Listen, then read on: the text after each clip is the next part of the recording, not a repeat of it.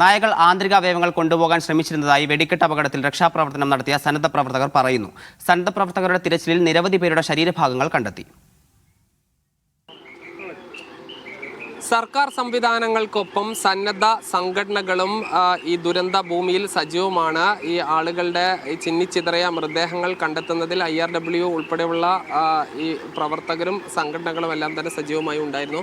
നിങ്ങളിപ്പോൾ ഇന്നലെ വൈകുന്നേരം മുതലുണ്ടല്ലേ? രാത്രി 7:30 മുതൽ ഇവിടെ ഉണ്ടായിരുന്നു. ഇന്ന് രാവിലെ ഇതേപോലെ 7 മണിക്ക് ശേഷം ഇവിടെ എത്തിയിട്ടുണ്ടായിരുന്നു.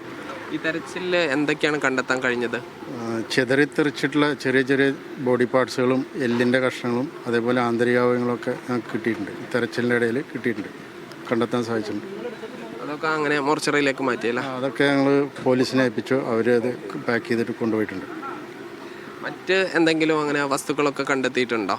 ഇപ്പോൾ കാശ് അങ്ങനത്തെ വലിയ പാർട്സുകൾ അങ്ങനെ കിട്ടിയിട്ടില്ല. പിന്നെ ഇപ്പോൾ ഒരു കിഡ്നി പീസ് എന്നാണ് പറയണത്. അത് ഇവിടുത്തെ ഒരു തെരുവുനായി കടിച്ചുകൊണ്ടിരിക്കുകയായിരുന്നത്. ആ സമയത്താണ് ഞങ്ങൾ കണ്ടത്. അപ്പോൾ അത് പൊക്കിയെടുത്തിട്ട് അങ്ങനെ അവർക്ക് പാക്കറ്റിലാക്കിയിട്ട് കൊടുക്കുകയാണ് ചെയ്തത്. കരിഞ്ഞുപോയ 500 നോട്ടുകളാണല്ലേ?